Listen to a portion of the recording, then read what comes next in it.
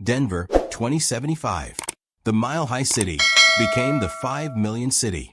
As coastal regions flooded and southern deserts became uninhabitable, millions migrated to the Rocky Mountain Front Range. Denver transformed from regional hub to one of America's megacities. This is the story of how elevation became salvation, how mountains provided refuge, and how one city absorbed a mass migration that redefined what it means to be American.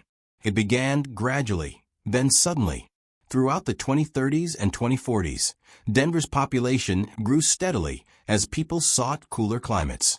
Then came the great coastal evacuation of 2051 when Hurricane Omega devastated Miami and storm surges flooded Manhattan. Within 3 years, 2 million climate refugees arrived in Colorado. Denver's population doubled.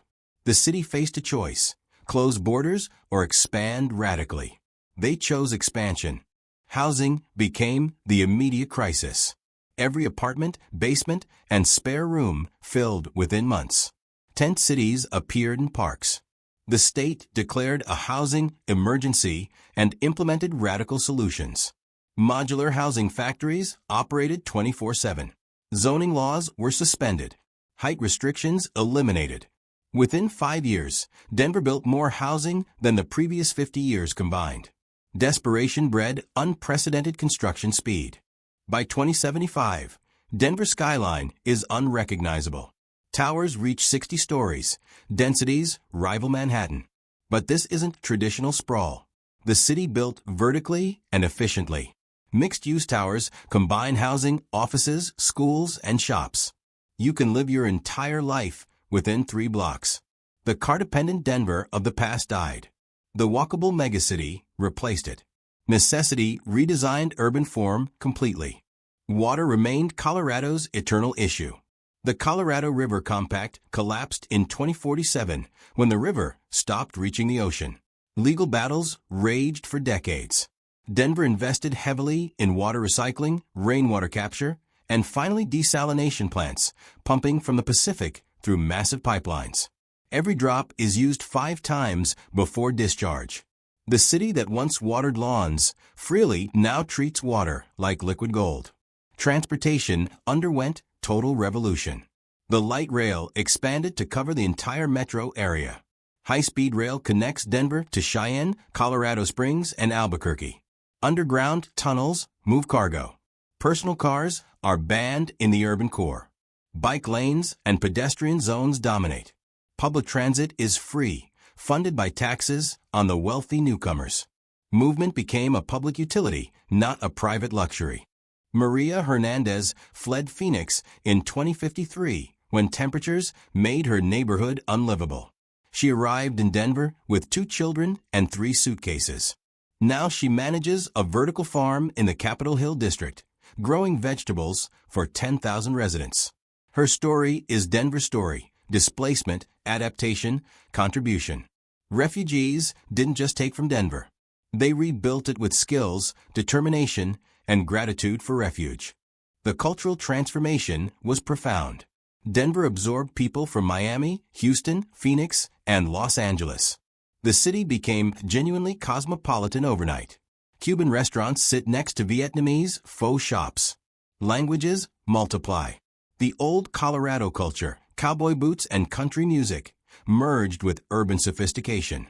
Friction existed, tensions flared, but ultimately diversity became Denver's strength. Crisis built community through necessity. Education systems nearly collapsed under the influx. The schools built for 300 students suddenly held 900. Teacher shortages reached crisis levels.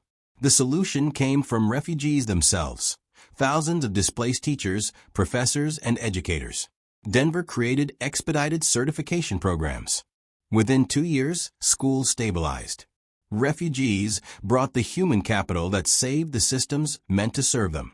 Migration created solutions to migration problems. Healthcare infrastructure adapted remarkably. Hospitals expanded rapidly. Medical schools doubled enrollment. Interestingly, health outcomes improved despite strain. Refugee populations included thousands of doctors, nurses, and healthcare workers. Their expertise integrated quickly. Denver became a medical hub. Crisis revealed that America's healthcare crisis was partly a distribution problem. Suddenly, Denver had medical abundance because migration redistributed talent. Housing architecture evolved dramatically. The new buildings prioritize energy efficiency and community spaces. Ground floors host shared amenities, kitchens, workshops, childcare gyms. Rooftops feature gardens and solar panels. Buildings function as vertical neighborhoods. Isolation decreased as density increased. Architects discovered that properly designed density creates community rather than destroying it. Human connection thrived in thoughtful proximity. The mountains became both asset and limitation. Denver couldn't sprawl westward into protected wilderness. This forced upward and inward growth, creating density by geographical necessity. But the mountains also provided recreation, water, and natural beauty that made density bearable. Access to nature became crucial for mental health. Weekend hiking permits were instituted to prevent overuse. Nature requires management when millions depend on it for psychological survival. Economic inequality intensified initially. Early arrivals bought property cheap. Later refugees faced astronomical prices. Tent cities of the poor surrounded towers of the rich. The city implemented aggressive policies, rent control, mandatory, affordable housing percentages, wealth taxes. These measures sparked fierce debate. Property owners sued. But courts ruled that housing emergencies justify emergency measures.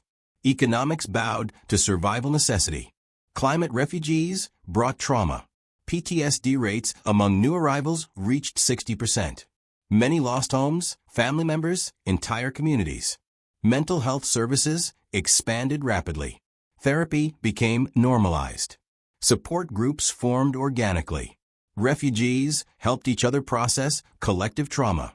Denver learned that integrating climate migrants requires addressing psychological wounds, not just providing housing. Healing takes infrastructure too. Food systems transformed completely. Urban agriculture exploded. Rooftop gardens, vertical farms, and hydroponic systems produce 40% of the city's vegetables.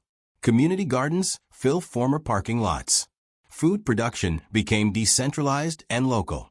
Supply chain fragility during the migration crisis taught harsh lessons. Cities that feed themselves are resilient cities.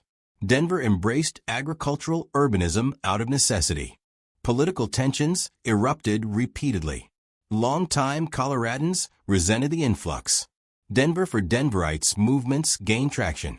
Violence occurred in the early years. But ultimately pragmatism won. The economy boomed with population growth. New residents paid taxes that funded improvements benefiting everyone. Business owners recognized that 5 million customers beat 1 million. Economics overcame xenophobia, though prejudice never fully disappeared. Children adapted fastest. Schools became melting pots where kids from Phoenix, Miami, and Denver became friends. They learned each other's regional slang, shared food from different cultures, became genuinely post-regional. The next generation doesn't identify primarily as Texan or Californian. They're Denverites. Identity reformed around shared present rather than different pasts. Kids built the integrated society adults struggled to create. The tech industry boomed.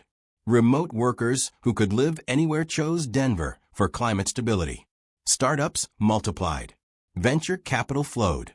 The city became a secondary tech hub rivaling Austin and Seattle. Tech wealth funded infrastructure improvements, but also drove inequality. The tension between innovation economy and working-class survival plays out daily. Denver embodies America's economic contradictions in concentrated form. Energy infrastructure evolved rapidly.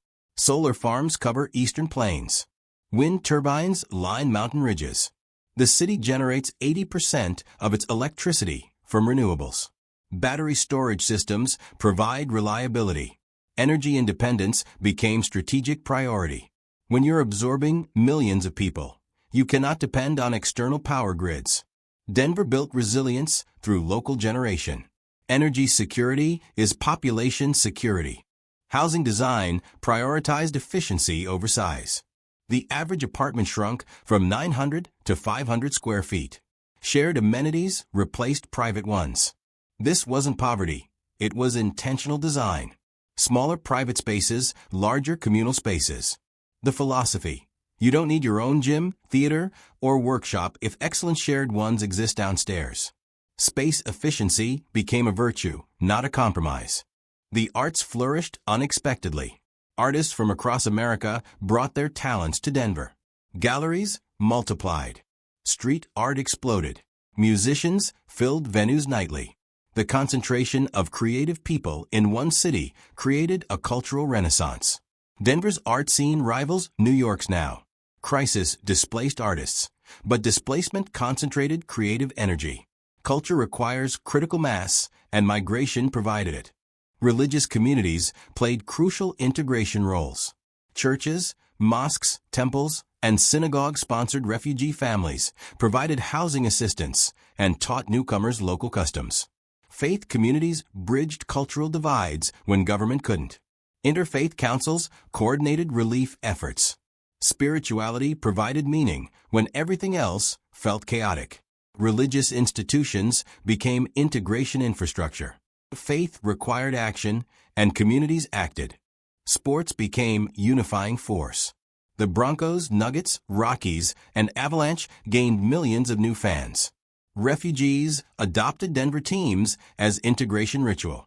Shared fandom created common ground. Victory celebrations brought together people who otherwise might never interact. Sports provided safe space for building community identity. Cheering for the same team mattered more than where you were born. Tribalism redirected toward harmless competition. Elderly populations faced unique challenges. Many longtime residents felt their city stolen. Familiar neighborhoods transformed overnight. Favorite restaurants closed. Traffic increased. Nostalgia for old Denver consumed some seniors.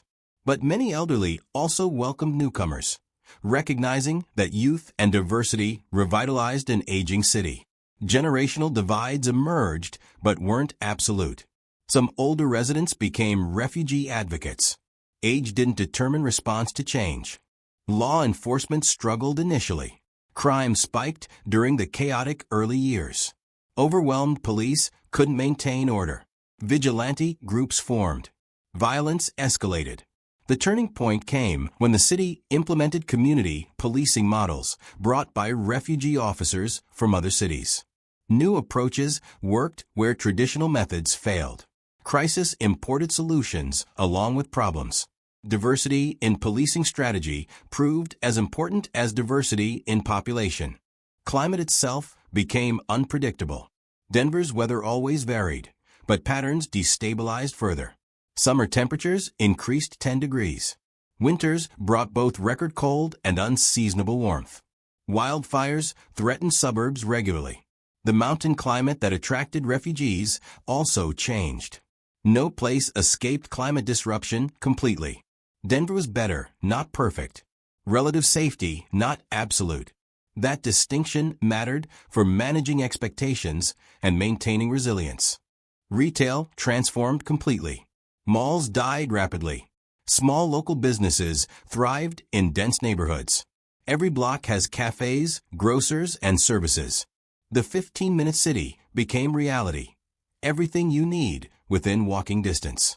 Chains struggled because local businesses understood diverse populations better. Economic localism emerged from density and diversity. Communities supported neighbors' businesses. Economy restructured around human-scale interactions. Universities expanded massively. UC Denver, Colorado State, and University of Colorado absorbed twice their normal enrollments. Refugee students brought academic credentials from prestigious universities nationwide. Suddenly, Denver had concentrated academic talent. Research output increased exponentially. Universities became economic engines and integration centers. Higher education infrastructure scaled up, creating knowledge hubs that attracted more talent. Success bred success. Social services faced overwhelming demand. Welfare offices, food banks, and housing assistance programs nearly collapsed. Wait times stretched to months. Funding couldn't keep pace with need. Volunteer networks filled gaps government couldn't. Mutual aid organizations formed spontaneously. Communities took care of each other when institutions failed. This grassroots response became formalized over time. Many temporary volunteer organizations became permanent nonprofits. Parks became precious. With density increasing, green space gained value. The city aggressively protected parks, even expanding them. Rooftop gardens supplemented ground-level parks. Every new building required green space contribution. Access to nature became public health priority. Studies showed that park proximity directly correlated with mental health outcomes. Nature wasn't luxury. It was infrastructure as vital as sewers. Cities need green space to remain human. The dating scene transformed hilariously. Dating apps added origin story features where people share their migration tales. Climate refugee became identity category. Some natives fetishized refugee partners, others avoided them. Romance navigated complex class and origin dynamics. Weddings blended traditions from multiple regions. Love transcended geography, but geography shaped how love happened. Even intimacy adapted to the climate age. Pets complicated migration. Many refugees arrived with dogs, cats, and even exotic animals from warmer climates. Veterinary services strained. Pet-friendly housing became premium commodity. Animal shelters overflowed. The city created pet integration programs, providing veterinary care and training. The human-animal bond proved too important to ignore. Refugees needed their companions for psychological comfort. Successful migration policy includes pets. Language diversity exploded. Schools taught English language learners from 50 different native languages. Translation services became major industry. Government documents printed in 12 languages. Some resisted multilingualism as un-American. Others recognized that temporary multilingualism eased transition to English proficiency. Pragmatism won. Denver needs functional residents more than it needs language purity. Communication matters more than linguistic nationalism. Construction became the dominant industry. Cranes dotted the skyline constantly. Construction jobs multiplied. Trade schools couldn't train workers fast enough. Wages rose. The building boom created working-class prosperity. Ironically, the construction workers building Denver's future often couldn't afford to live in what they built. The city implemented housing quotas for construction workers. Infrastructure requires infrastructure workers need housing too. Addiction services expanded necessarily. Trauma, displacement, and stress drove substance abuse. Opioid overdoses spiked initially. The city opened treatment centers rapidly. Surprisingly, refugee populations included addiction counselors and therapists. Peer support programs leveraged shared migration experience. Recovery rates improved. Crisis revealed that addiction treatment works better when counselors understand clients' trauma sources. Shared experience enabled healing. Architecture students worldwide study Denver. The city became a laboratory for climate migration urbanism. How do you double a city's population sustainably? Denver provided answers through trial, error, and eventual success. Principles developed here inform planning globally. The vertical mixed-use model, the community-focused density, the integration of nature, all innovations born from crisis. Denver exported knowledge about building cities for climate refugees. Music scenes merged fascinatingly. Country met hip-hop. Latin rhythms blended with indie rock. Denver's music identity became fusion by necessity. Clubs featured wildly eclectic lineups. Musicians collaborated across genres and origins. The sound of Denver 2075 is unmistakable and impossible to categorize. Culture blends when people mix. Art emerges from collision. Denver's music became its own genre, born from displacement. Voting patterns shifted dramatically. Climate refugees from blue cities arriving in purple Colorado tipped the state solidly Democratic. But politics proved more complex. Conservative refugees from Texas and Florida complicated assumptions. Climate policy united people across traditional divides. New coalitions formed. Denver politics became post-partisan out of necessity, solving housing matters more than ideology. Crisis forced practical thinking. Elderly care systems innovated impressively. Multi-generational housing became common. Young refugees moved in with elderly natives. Rent reduction in exchange for assistance. Both populations benefited. Loneliness decreased. Cultural exchange happened organically. Government incentivized these arrangements. The nuclear family model broke down from necessity. Extended chosen families replaced it. Community care replaced institutional care when possible. Transportation equity became crucial. Free public transit helped, but disabilities required accommodation. The city built comprehensive accessibility infrastructure. Refugees with disabilities advocated powerfully. Their needs couldn't be ignored amid general crisis. Accessibility became design priority from the start. Universal design benefited everyone. Denver proved that building accessible from the beginning costs less than retrofitting later. Gentrification accelerated and reversed simultaneously. Some historic neighborhoods gentrified rapidly as wealth flooded in. Others saw reverse gentrification as working-class refugees settled en masse. The city's economic geography scrambled completely. Traditional markers of neighborhood status stopped predicting current reality. Change happened too fast for patterns to stabilize. Denver became economically illegible, even to longtime residents. Climate anxiety remains pervasive. Even in relative safety, residents fear future displacement. Will Denver be next? Will temperatures rise beyond tolerance? Therapists treat collective dread constantly. The psychological burden of knowing you live in temporary refuge weighs heavily. Nobody feels fully secure anymore. Denver's success is real but feels provisional. Living with uncertainty became universal human condition. Surprisingly, birth rates increased. Refugees who survived displacement felt hope again. Stable housing and employment encouraged family formation. Schools and child care infrastructure supported parenting. Demographics shifted young as migrants were predominantly working age. Denver became a young city again. Playgrounds filled with children from everywhere.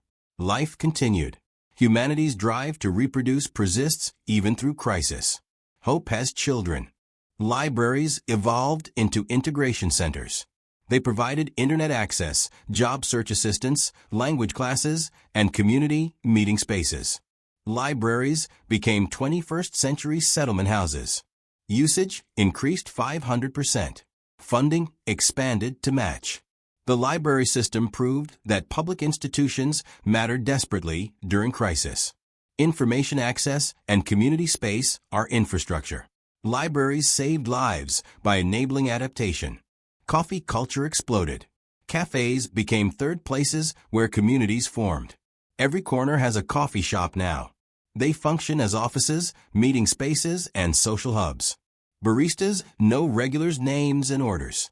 In dense urban environments, cafes provide the casual social interaction suburbs offered through lawns and driveways. Coffee shops became the infrastructure of belonging. Neighborhood festivals multiplied. Block parties celebrate local diversity. Cultural festivals showcase traditions from across America. Food, music, and art create shared experiences. Festivals became integration technology. Celebration creates belonging better than policy can. City government actively supports these events. Community formation requires celebration. Joy is serious business in building integrated societies. Some refugees returned home. As other cities stabilized, some migrants chose to leave. Miami rebuilt. Phoenix adapted. The return migration began around 2070. Denver's population may stabilize or even decline slightly. But nobody regrets the expansion. The city built capacity that ensures resilience regardless of population. Infrastructure for 5 million serves 3 million very well. Planning for maximum need creates abundance. The mountains remain Denver's soul. No matter how urban the city becomes, the Rockies provide perspective. Residents hike to process stress. Mountains remind everyone why they came, not just escaping danger, but seeking beauty. Geography matters. Place shapes people. Denver's identity comes from the tension between urban density and wilderness proximity. That contradiction defines the city's character. The question persists, was it worth it? Ask 10 Denverites, get 15 answers. Longtime residents feel loss. Their city changed beyond recognition. Refugees feel gratitude, but also displacement grief. Saved but not home. There's no consensus. Maybe there shouldn't be. Massive transformation creates winners and losers, comfort and discomfort. Denver accommodated millions, but couldn't make everyone happy. Perhaps that's the most honest outcome. Children of refugees show fascinating patterns. They identify as colored on, but maintain parent cultures. They're American, but ethnically diverse. They speak English, but often second languages too. They're creating a new American identity, post-regional, climate-conscious, urban, and diverse. The second generation builds the integrated society the first generation survived toward. Progress takes generations. Corporate America noticed. Companies relocated headquarters to Denver for climate stability and talent concentration. Amazon, Google, and Microsoft built massive campuses. Tech wealth transformed the economy, but threatened affordability again. The boom-bust cycle of capitalism persists even through climate crisis. Prosperity creates inequality. Denver constantly battles to remain affordable while attracting investment. The tension never resolves. Climate research centers in Denver lead globally. Scientists study migration patterns, urban adaptation, and resilience strategies. The city is a living laboratory. Researchers have real-time access to the largest climate migration in American history. Knowledge generated here informs policy worldwide. Denver became a climate science hub because it experienced what others will face. Experience creates expertise. Surprisingly, small towns around Denver thrived. Communities like Boulder, Fort Collins, and Colorado Springs absorbed overflow. The Front Range became a megaregion rather than isolated cities. High-speed rail connected them into one functional economic zone. Regional cooperation replaced competition. Small-town character persisted, but connected to urban amenities. The future wasn't just dense cities. It was connected networks of communities sharing resources and population. Homelessness decreased, but didn't disappear. Housing first policies worked. The city provided shelter to anyone who wanted it. But mental illness and addiction persisted. Some people couldn't stabilize even with housing. Denver learned the hard lesson that housing solves homelessness, but not all human suffering. Complete solutions remain elusive. Progress is real, but imperfect. Honesty about limitations matters as much as celebrating successes. Breweries became community institutions. Denver's craft beer scene exploded further with the population. Every neighborhood has local breweries functioning as gathering spaces. Beer culture transcended origins. Refugees and natives bonded over IPAs. Brewing became cultural bridge. Shared tastes created community. Something as simple as beer facilitated integration. Never underestimate beverages in building society. Humans bond while drinking together. Disaster preparedness became cultural obsession. Everyone has emergency supplies. Buildings include disaster shelters. The city runs regular evacuation drills. Once you've been displaced, you never feel fully secure again. Preparedness culture defines Denver now. It's not paranoia when you've experienced a disaster. The city that absorbed refugees learned from their trauma. Preparation is respect for reality. Gardens became psychological necessity. Window boxes, balcony planters, rooftop plots. Growing things matters to people who lost everything. Cultivation provides control when life feels uncontrollable. Community gardens have years-long waiting lists. The act of planting seeds and watching them grow offers hope. Refugees who left homes they own now tend tiny plots. Growing food is healing. Gardens are therapy. The long-term question remains, can this last? Denver's elevation provides natural cooling, but temperatures still rise. Water remains precarious. Future droughts could devastate. The mountains might not protect forever. Residents live with uncertainty, but they also live. They raise families, build businesses, create art, fall in love. Life happens even in provisional refuge. Maybe everywhere is temporary now. Maybe that's the human condition in the climate age. Other cities watch Denver closely. Seattle, Minneapolis, and Chicago prepare for their own climate migrations. They study Denver's successes and failures. The playbook exists now. Build housing fast. Protect parks. Invest in transit. Support integration. Welcome refugees as assets, not burdens. Denver's experience became a template. The city's pain purchased knowledge. Other cities benefit from lessons learned through Denver's trial and error. Denver 2075 proves that cities can absorb climate migration if they choose to. The transformation was painful, expensive, and incomplete. But it worked. 5 million people have homes, jobs, and lives. The city that doubled its population in 20 years still functions. Not perfectly, never perfectly, but functionally. Denver shows that with political will, resources, and human compassion, we can build cities that welcome climate refugees. The question isn't can we? Denver answered that. The question is, will we? This has been Denver 2075, Mountain Living in the Climate Age. Climate migration is not coming, it's here. The question is whether cities will close their borders or open their arms. Denver chose arms.